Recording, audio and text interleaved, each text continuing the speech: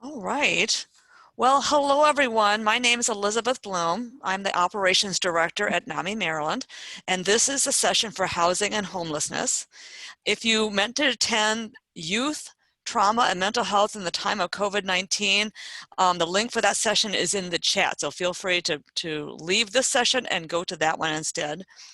Just as a reminder, to avoid background noise, all participants will be muted for the duration of the session, and all video cameras should be turned off for the duration. If you have any questions, you may enter them in the chat. You can access the chat by clicking on chat in the control bar at the bottom of the screen. Type your question in and then hit enter on the keyboard. If we run out of time before your question can be addressed, we will follow up with you via email. Any comments, concerns, or technical issues can also be addressed using the chat function. I have two volunteers with NAMI Maryland that are standing by to also help if we need it. So thank you so much, and I'm going to now hand this over to our moderator, Tone Gardeniers. Thank you, Elizabeth. It's Tone Gardeniers. I'm a NAMI Maryland board member for the past 6 years. And the treasurer, and really happy to moderate this panel, which looks terrific.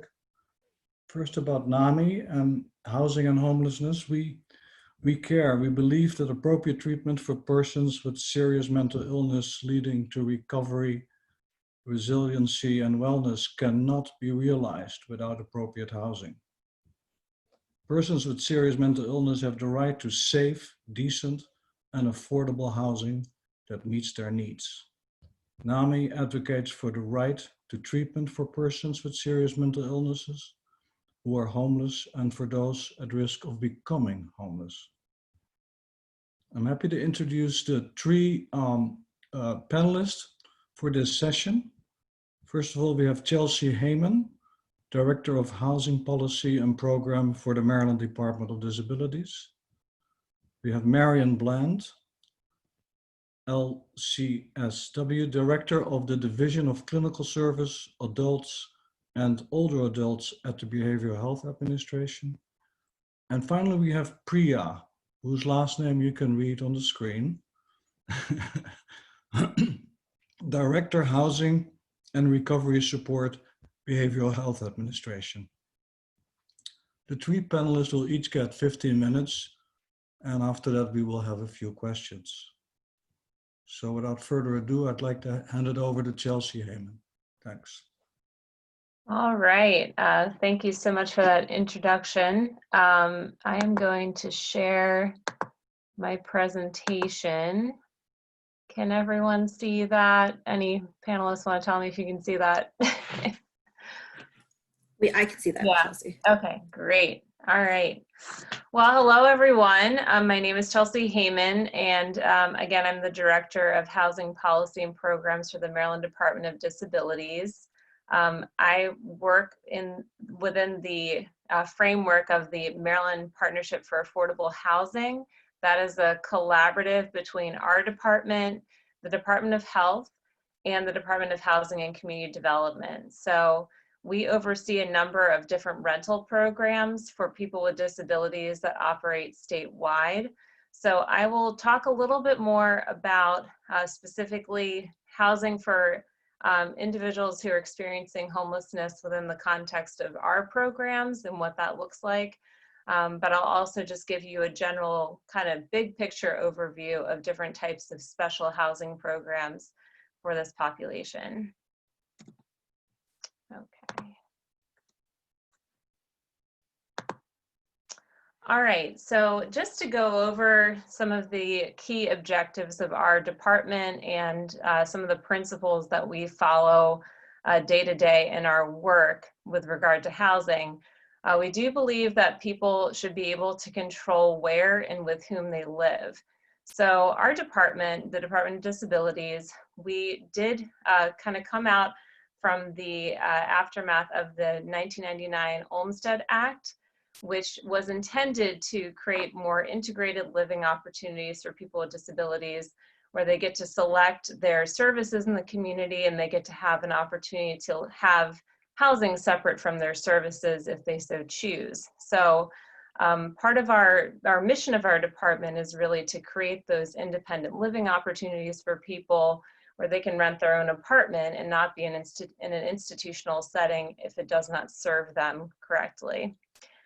So we do believe in inclusive communities. So what that means is we're looking for integrated housing opportunities where people live with more than just other individuals with disabilities. And we also believe that people should be able to have that choice. Just to give you a little background on our department, we are the only executive level Department of Disabilities in the nation. So that's something that's very unique about our department. We're very small, which is also a very advantageous thing because we get to work a lot with different larger state agencies and discuss the needs of people with disabilities in the context of our different policy areas that we focus on. Okay, great.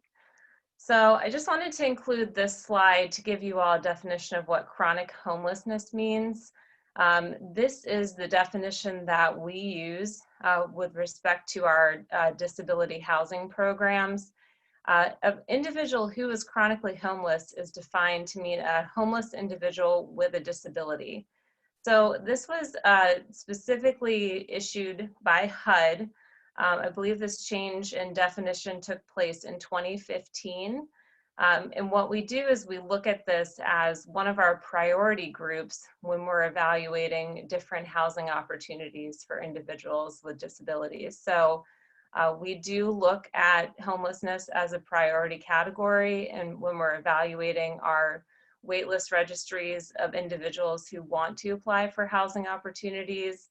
And we do look at several different breakdowns of what type of homelessness that person is experiencing. So whether they are literally homeless, if they're doubled up with family members, if they have minor children, things of that nature are also considered in our larger registry of individuals who are applying for our services. Okay. All right, so I just wanted to go over a couple definitions. One of the big things that a lot of our housing in our housing world is the definition of housing affordability. So for housing to be considered affordable, it should be 30% of an individual's monthly income for either their rent or their mortgage with their utilities. So a lot of people are paying well above that amount. And the next slide should go into a little bit more of the data on a Maryland specific level about that. Area median income is also a common term you'll hear housing folks throw around in conversation. It's essentially a midpoint between the lowest and highest household income. It is used by HUD, and they do publish annually updated AMI or area median income information. It's looked at as an eligibility criteria for many housing programs, and each different housing program sometimes has very different eligibility criteria. So there are some that will serve individuals up to 80% of the area median income, possibly through a loan program, depending on what kind of service that person is seeking out. Whereas with our programs, we serve individuals who are 30% of the area median income and below. Fair market rent is the HUD standard for rent in a local area. So this is commonly used by housing authorities, probably more than I do in my day-to-day work. But essentially what it is it's looked at as what the going rate is to rent an apartment. And they normally use this as a measure to evaluate against when they're paying out a housing choice voucher and looking at whether or not the apartment that a person has selected is going to be appropriate for using that housing choice voucher or meeting their payment standards. Fair market rent is a big piece of that because they will not pay out for an apartment that is well above the fair market rent. They want to make sure that the voucher that the housing authority is paying is in line with what the fair market rent is for that area. Household is another common term used by housing folks. Essentially, it's any adults or children that are living in a dwelling. It could also be a single person as well. And Public Housing Agency or Authority, or PHA, they administer vouchers like Section 8 and also the Mainstream Voucher Program. They may own public housing or own other types of housing. So they could own housing in which they rent out market rate units as well. So only certain housing authorities have those kinds of programs. It varies from one to the other. Okay, so this slide essentially is giving you an overview of some of the data related to housing affordability in Maryland. And really what it's trying to say is that housing is not affordable for a person living on an SSI income. $783 a month. Statewide, this constitutes 20.6% of the area median income. So a person with a disability, and we have a significant number of individuals with disabilities living on SSI in Maryland, it's simply not affordable for them to rent on the market. They would have to look for either a voucher or some kind of special subsidy to be able to afford an apartment at 30% of their income. So one of the things I think is striking about this data is that in the second bar that refers to the out of reach report, it does reference a statewide housing wage. So an individual with a disability may not be able to work or may not be making that much money to be able to afford their own apartment. So it's just a testament to the fact that affordable housing is desperately needed by our population and many, many others that are living in the community. Okay. So affordable rental housing financing. I'm going to give you a very broad overview of this program.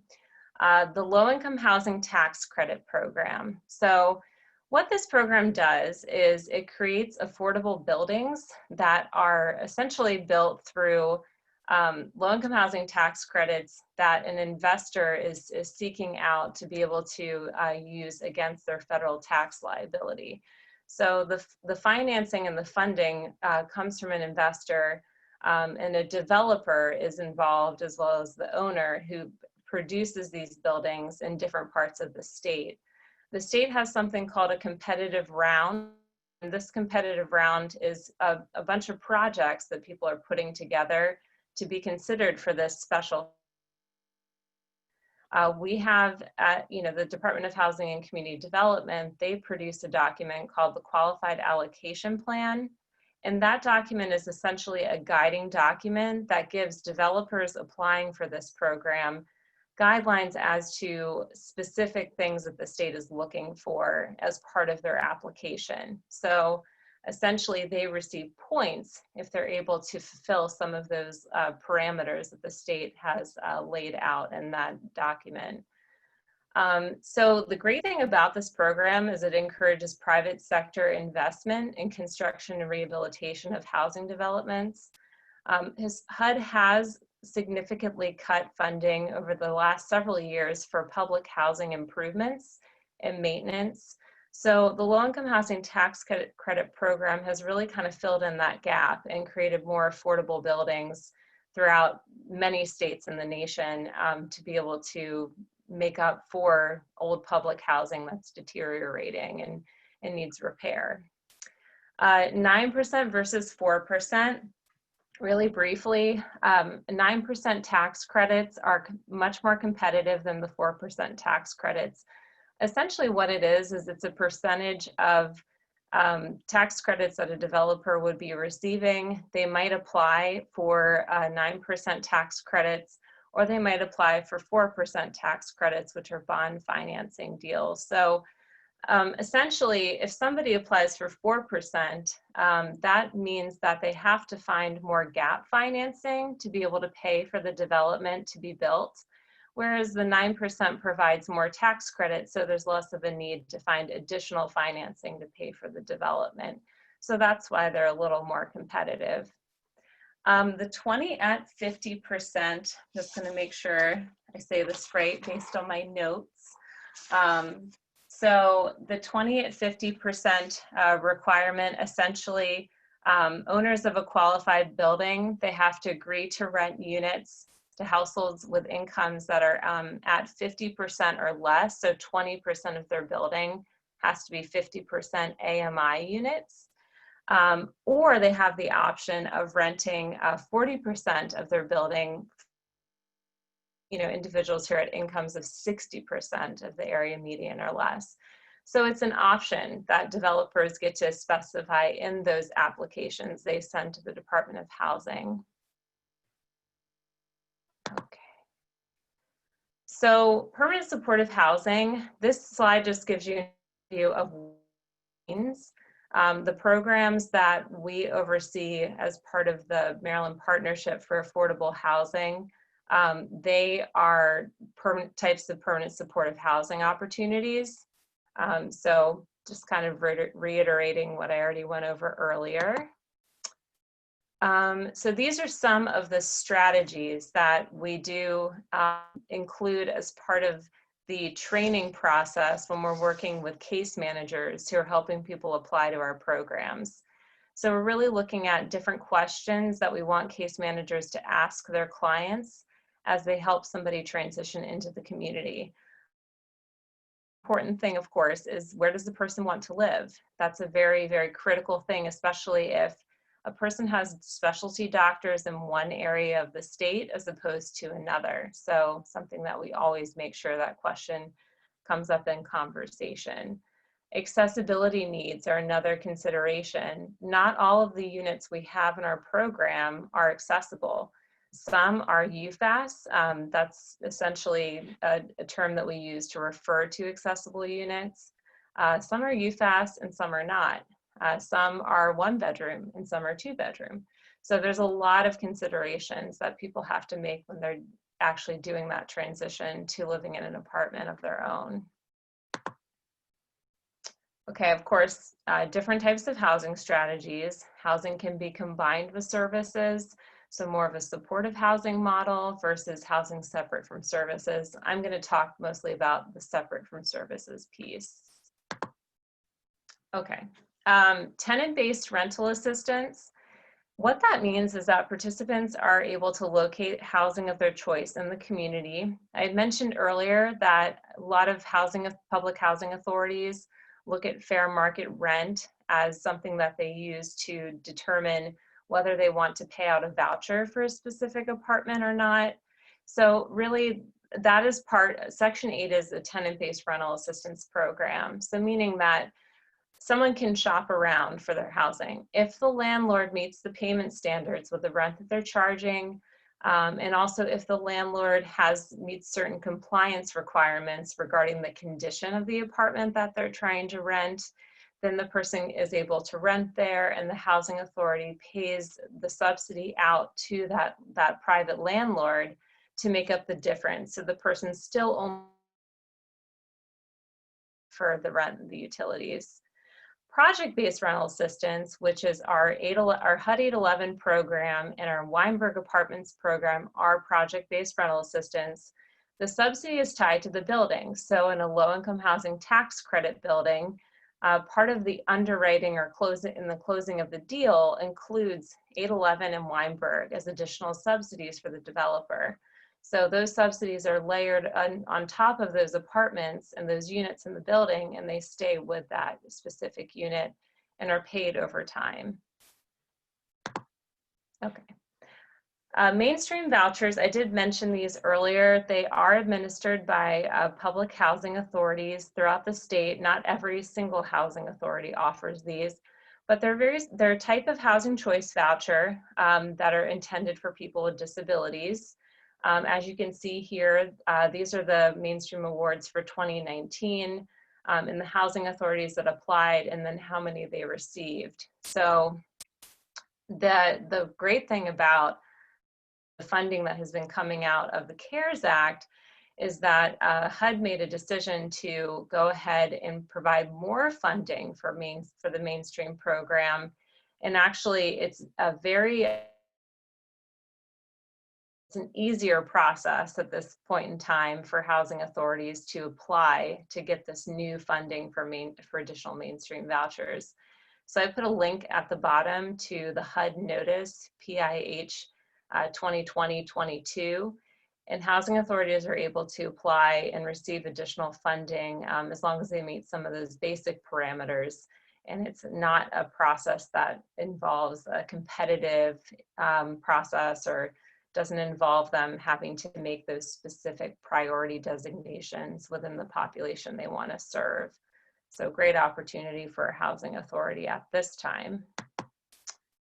Okay, so resources for individuals experiencing homelessness.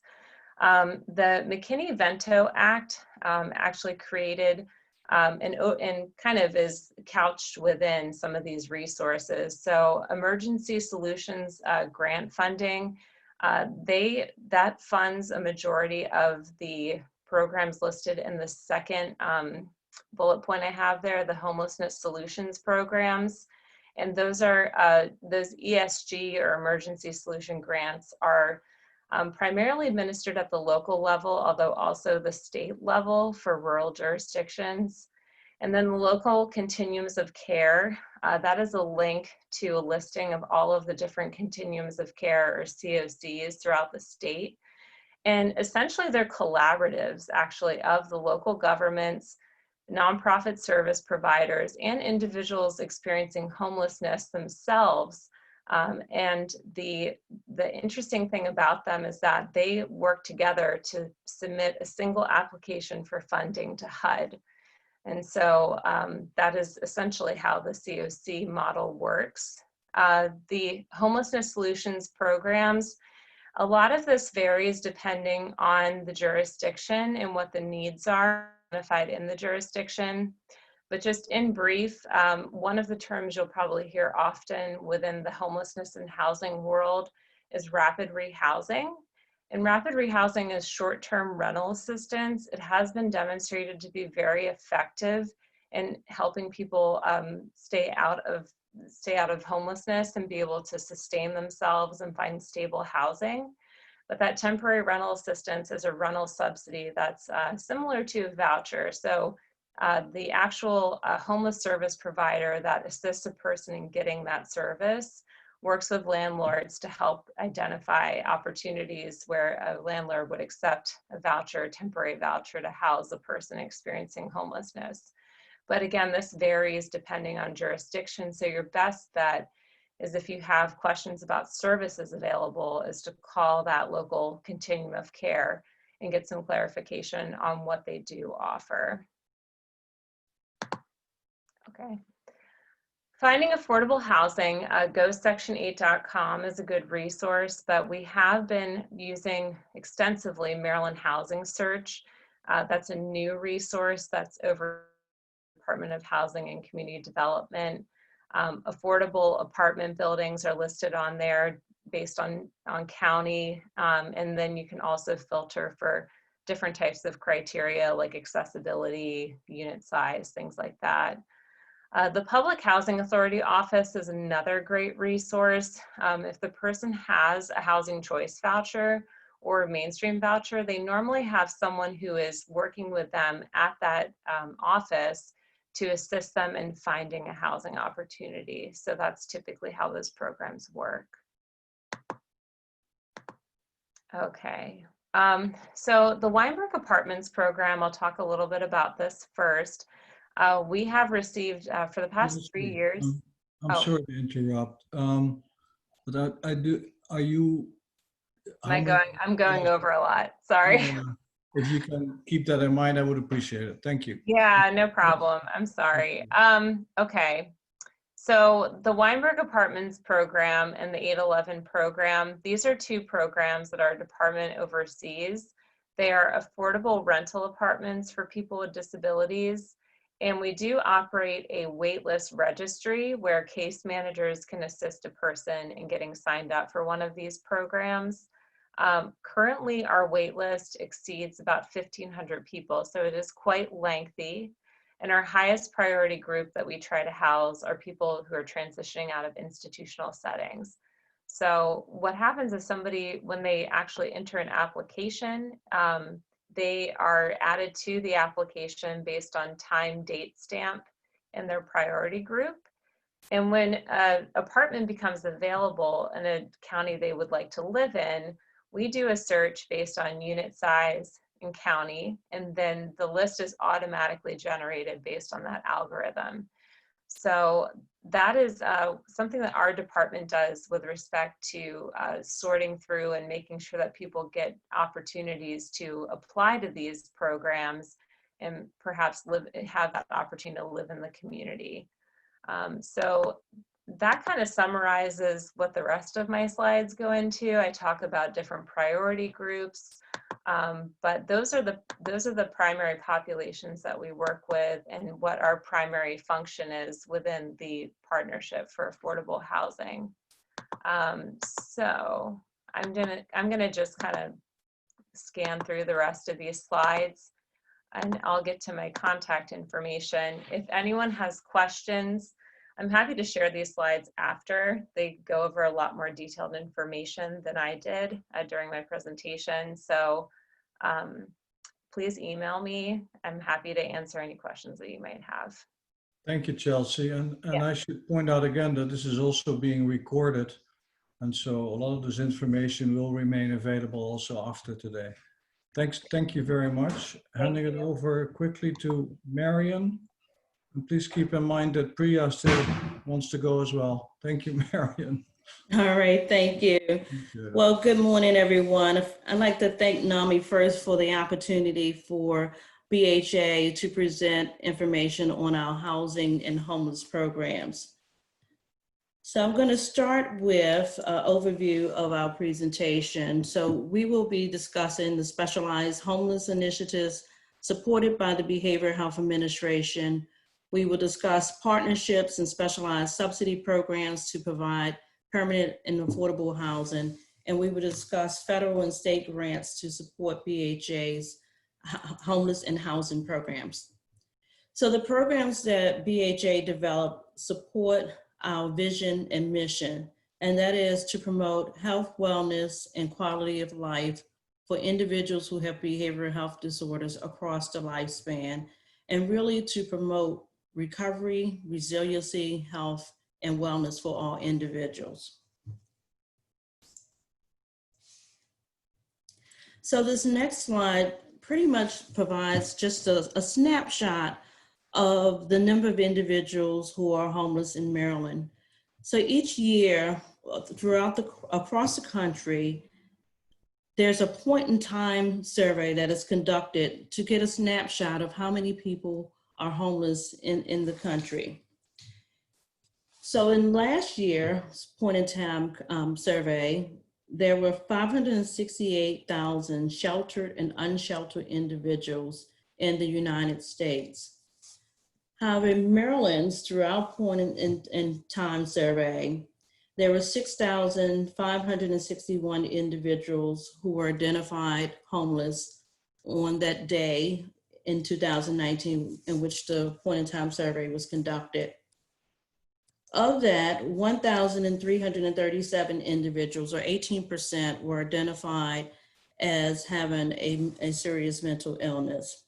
And then in terms of substance use, 1,210 individuals identified that they had a substance use disorder. BHA also looked at data through our public behavioral health system. And so through our public behavioral health system, we also was collecting data on homelessness. So we asked individuals, were they homeless at any point in time during the fiscal year? And so what this slide shows that 14% of the individuals that we serve through the public behavioral health system identified themselves as being homeless. And then on our next slide, we show information on the individuals who reported that they had a substance use disorder. And as you can see from this slide, 17% of the individuals that were served through the public behavioral health system were identified as homeless. Next slide. So this slide just provides a comparison of what we just discussed in the previous slides. And so as you can see from the slides, we're showing From 2017 to 2019, there was an increase in the number of individuals who were homeless. So I'm going to move on and talk about BHA's collaboration and how we address homelessness and provide opportunities for housing. So BHA work in partnership with our local behavioral health authorities. Our local behavioral health authorities manage behavioral health services at the local level and responsible for planning and oversight of services. We also work very closely in partnership with the Continuum of Care leads that Chelsea had mentioned in her presentation. We work with behavioral health partners, community partners, the Maryland Partnership for Affordable Housing, which Chelsea also talked about briefly, and our federal and state partners such as the Maryland Department of Disabilities, Department of Housing and Community Development. And then of course we work with families and consumers who are seeking services through the public behavioral health system, excuse me. All right, our next slide. Okay, so I'm going to move on and talk about some of the federal grants that the Behavioral Health Administration administer. So one of our long-standing grants is the Projects for Assistance and Transition from Homelessness grant. BHA applies annually for funding through the Substance Abuse and Mental Health Service Administration for funding. The funding is determined based on a formula grant to the state, and we receive $1.2 million to provide services to individuals who are homeless or at risk for homelessness. And I'm going to go into a little details in some of the upcoming slides about what that means. The other program is the Continuum of Care program. The Continuum of Care program is a grant that is funded by the Department of Housing and Urban Development. And currently we receive $5.1 million to provide tenant-based rental assistance and leasing assistance. And I'll go into that a little bit details as well. So I'm going to move on and talk about PATH and provide some definitions for the PATH program. So for our Projects for Assistance and Transition from Homelessness grant, we are targeting individuals who are experiencing homeless or at imminent risk of becoming homeless, who have a serious mental illness or a co-occurring substance use disorder. Currently, we award funding to every jurisdiction in the state of Maryland. So Baltimore City and all 23 counties receive some PATH funding. In the past fiscal year, we've served over 1,534 individuals, and we're projecting with federal fiscal year 20 funding that we will serve 1,685 individuals through this program.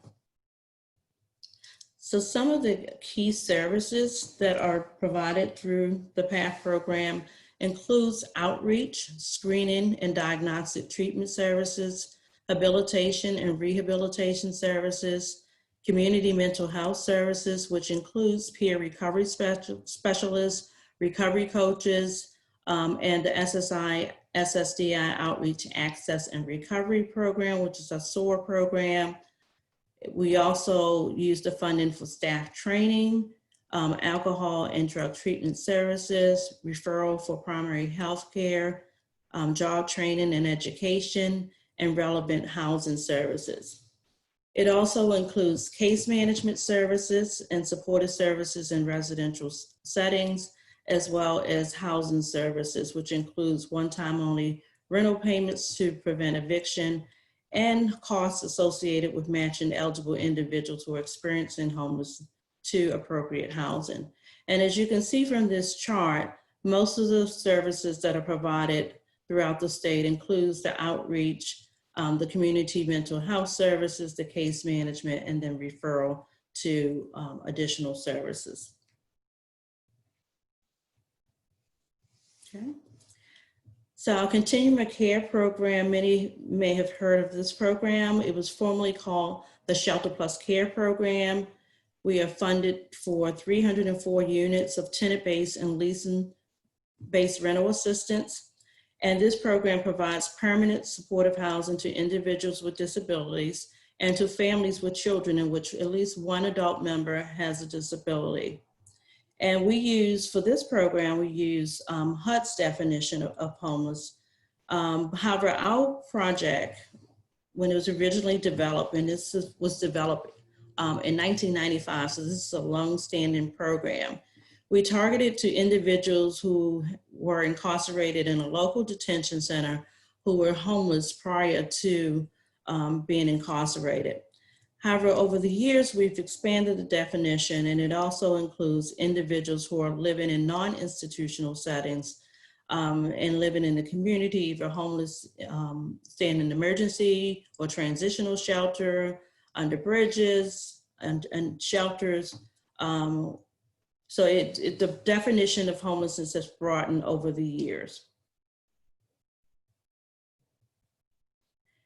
So through our Continuum of Care program, this slide shows the jurisdictions where we have Continuum of Care grants.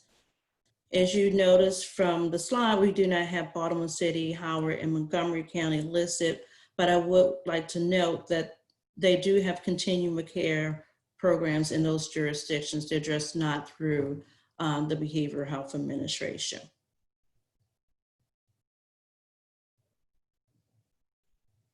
The last federal program that I wanted to talk about is the State Opioid Response Grant. Many have probably heard that the Behavioral Health Administration received a state opioid grant. Right now, we just started our second state opioid grant, which provides services to individuals who have an opioid use disorder or stimulant use disorder. But it does serve individuals who also have an opioid use disorder as well as a co-occurring mental illness. So with our SOAR grant, we receive $50.7 million in funding, and the goal is really to increase access to prevention, treatment, and recovery supports. So one of the uses for our SOAR grant is funding for recovery housing. So through our first SOAR grant, we served 246 individuals in recovery housing. We've also provided funds for naloxone kits for individuals who are homeless. We trained individuals as well as staff on how to apply naloxone. And as you can see from the slide, over 713 kits were distributed. So I'm going to stop here and I'm going to turn it over to Priya, who's going to talk about the state funded programs. Good. It's still morning, so good morning. I'm gonna, let's see. Okay. So these are the state funded initiatives that I will be reviewing: our SSI, SSDI outreach, access, and recovery, which I'll refer to as SOAR. That Marian had also talked about in our PATH program, our Housing First pilot project, our Homeless ID project, as well as state general funds that go to the local jurisdictions. And those funds, depending on the need at the local jurisdiction, can be used for client supports, as well as supporting individuals that need supportive housing. So that varies jurisdiction by jurisdiction. So our SSI, SSDI outreach, access, and recovery, SOAR, is a program that we're very proud of. It is a collaboration between us at BHA, our local jurisdictions, providers. It's a federal initiative that was started by SAMHSA, and it helps people apply for benefits. So our SSI and SSDI in particular. If anybody has gone through that application process, we know it's hard, it's difficult, and there's a lot of steps going through that. We have a very good lead that has done a great job in just streamlining this process and making sure that our SOAR outreach workers, our case managers, know what they're doing and are able to assist people in a really quickly manner. This has a state partners as well as Social Security Administration. We are the third highest approval rate for as long as we've been collecting data in the country. And we have usually our average approval rate for cases are higher than the overall country as well. Our Housing First pilot project is a collaboration between our behavioral health systems in Baltimore, Montgomery County, and Prince George's County's local behavioral health authorities. It follows the Housing First principles, which in the homeless services world, you'll hear housing first a lot. This means that an individual can be housed no matter what they may be experiencing. They don't have to be in treatment first. If they have a substance use disorder, they could be in pre-contemplation about stopping. Housing first means that wherever you are in the process of your treatment, you should be housed. So it goes along with what Chelsea was saying with permanent supportive housing. This pilot project had served 74 individuals in our last fiscal year. And it is in, as I said, Baltimore City, Montgomery County, and Prince George's County.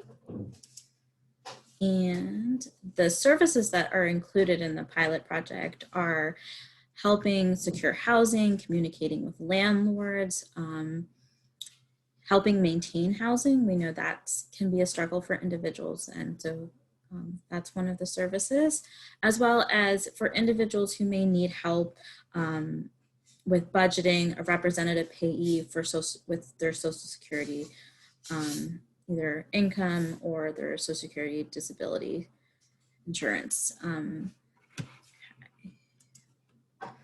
So the eligibility for this program is that the individual has to have a mental illness or a mental illness and a co-occurring disorder. So they have to be homeless or at risk of homelessness and served by our SOAR program.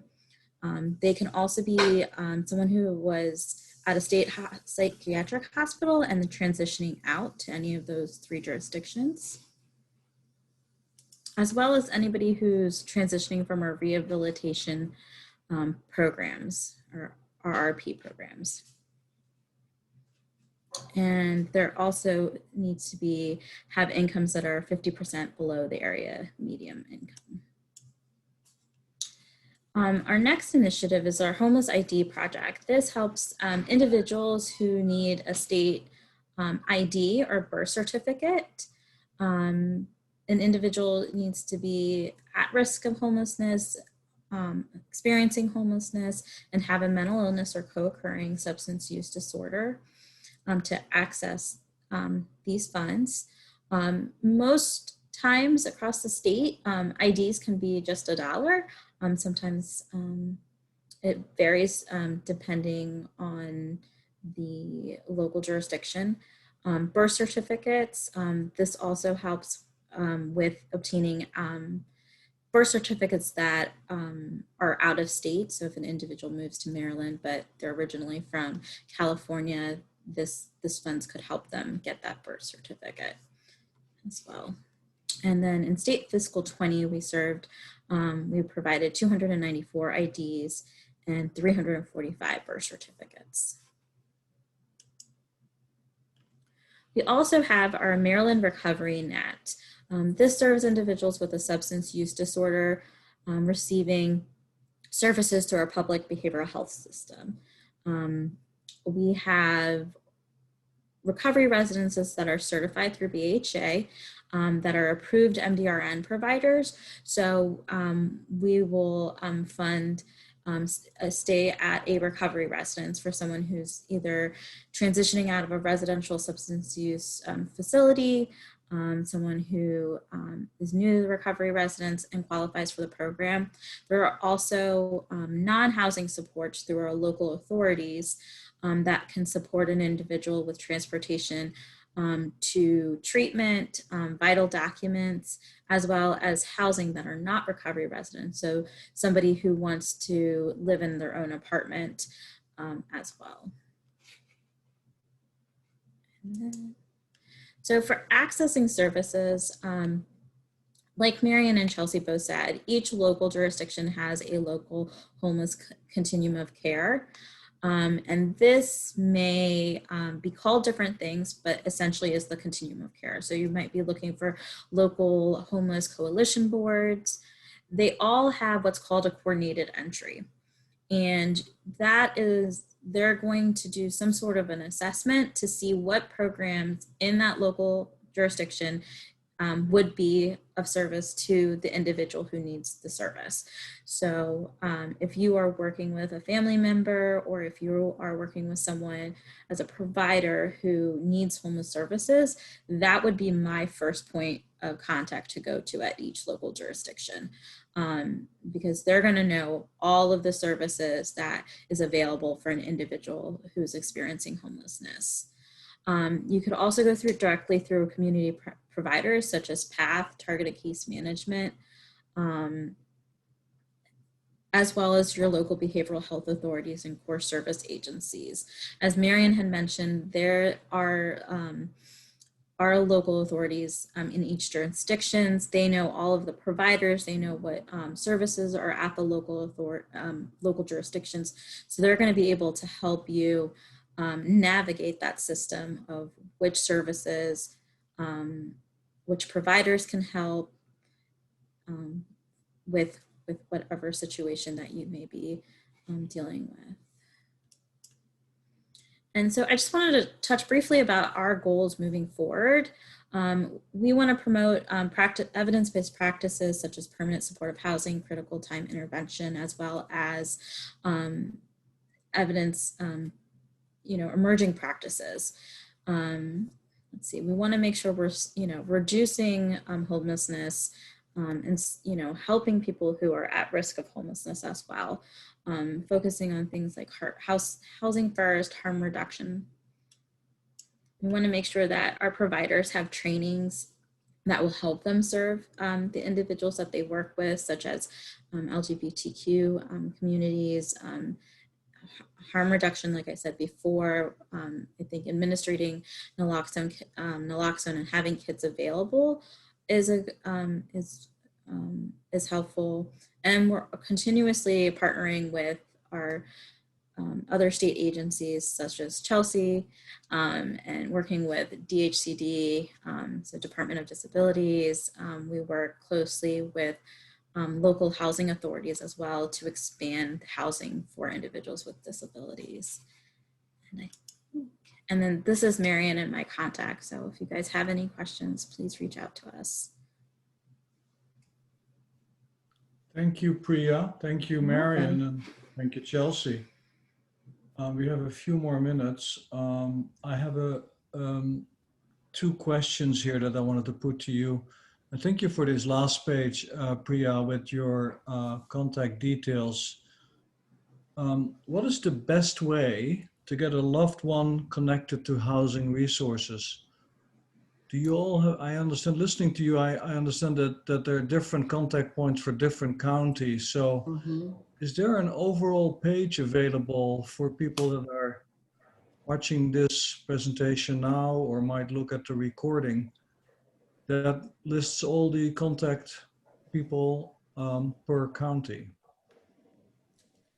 So go ahead, Marian. Yeah, so I know in Chelsea's slide, she had a link for the Continuum of Care League. So that's one resource. And I know Priya has put together some resources as well as point of contact. So I'll turn it back over to you, Priya, because I know. So I had actually started a list, at least for our programs as well. And I think, again, going to the local Continuum of Care for housing resources is a very good start. So I will share that information with NAMI. So hopefully you guys can get it out to everyone who's attended as well as hopefully eventually putting it up on our BHA's website. So that was my ultimate goal, is to get it there. Yeah, that would be great. Just an overall page, and maybe we can find a way to add it to the recording of this session. That'd be wonderful, just to be very, okay. We have one other general question. Many housing programs are funded in short-term increments. So I guess that's pretty insecure for those that need it? And what are the plans for longer term housing programs supported by the state? So we do have some of the programs that we presented today are long-term programs, such as the Continuum of Care program that we talked about. The Housing First program is also a long-term program, but we also partner with other agencies such as the Maryland Partnership for Affordable Housing to create more permanent housing solutions. BHA also works with Maryland Department of Health, our capital programs, and we do provide capital bond funds to providers who want to develop permanent supportive housing. And so that is long-term housing as well. Okay. Mm-hmm. Thank you, Marian. You're welcome. And then there's another question that comes from the people that are listening here.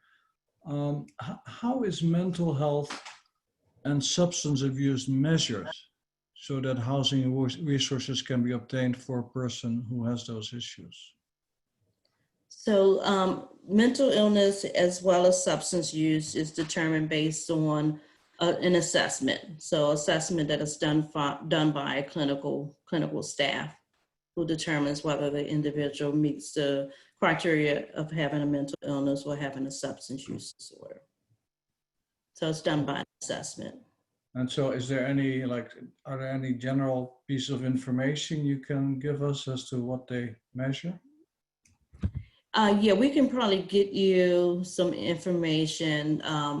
So in terms of mental illness, use DSM-5 is when they do the assessment. For substance use, we use the ASAM criteria, American Society for Addiction Medicine, and there's 5 domains that we look at when conducting an assessment in terms of substance use.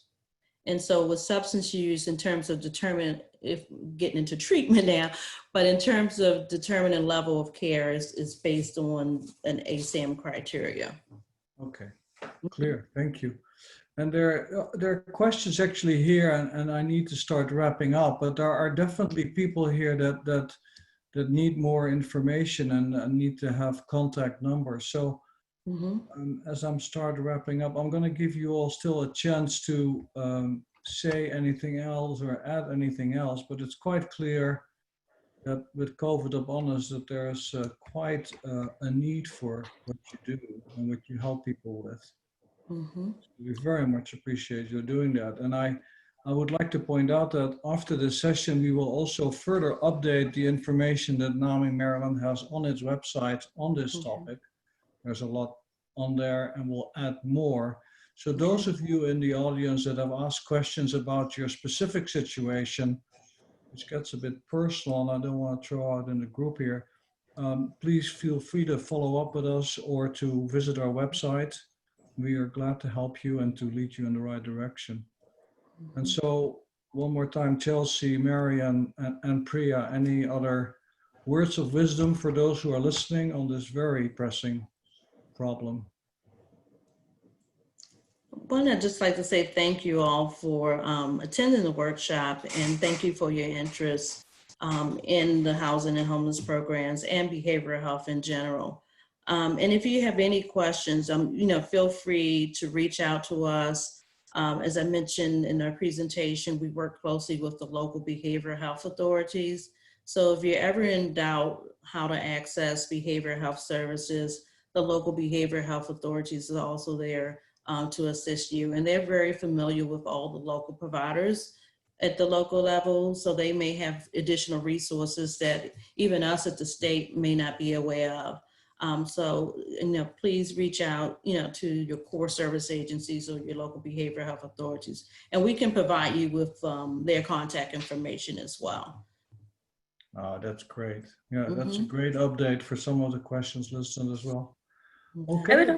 I would also say just be involved in your continuum of care. Like Chelsea had said, that those are open to, whether you're a provider and you want to offer your services to somebody else, or you're just a family member or an individual who's with lived experience who want to advocate. There's opportunities for that. I know that there's the Interagency Council on Homelessness as well, that you want to see what work they're doing too in the state. So. Okay. All right. Just one last thing I want to add, just to kind of echo what Priya said. I think it's important too to get involved in, regarding the question about long-term affordable housing, get involved in, you know, meetings that are going on with your city council or your county council. And if there's hearings about affordable housing projects or potential changes in legislation that would allow for developers to have a requirement where they have to produce affordable housing as part of fulfilling some of their obligations after building a market rate development in a community. I think that's important to know about. So depending on where you live, make sure that you subscribe to those kinds of things and attend and learn more about what's going on, because some of the sustainability strategies are really just about local advocates getting involved and really advocating for the need for it in their jurisdiction. Absolutely. We thank you for saying that as well, Chelsea. And yeah, we know this at NAMI as well. You know, we're very ready to help. So anyone who's listening in here who still has questions, please call us. We have a helpline. It's been very busy, but we'll help you as best as we can. And the other thing I want to point out is that the three of you are making it quite clear to everybody how much you are ready to assist and also lead them in the right direction if you couldn't help them, if there's somebody else. So please don't be shy when you're listening in here, and contact us. Contact either the three panelists, or definitely just come to NAMI Maryland. And so at this point, I want to therefore thank the three panelists for you participating in the conference and giving us all this good advice. And thanks everybody else for listening in. There's a lot more coming in this conference. We have an annual meeting coming up for NAMI Maryland, which we hope you can attend. So thanks very much, and hope to see you during the other proceedings. Yes, and I just want to say thank you all for attending as well, and thank you, Chelsea, Priya, and Marian. That was a wonderful presentation. I know we did get a few questions that we weren't able to answer because of time in this session. I've written them all down. We will send them over to our presenters and get the information back to you all. In the meantime, head on over back to the main room to join us for guided meditation with Shepherd Pratt. I just posted the link back to the main conference room if you didn't already have it, but we will see you there. So thank you all.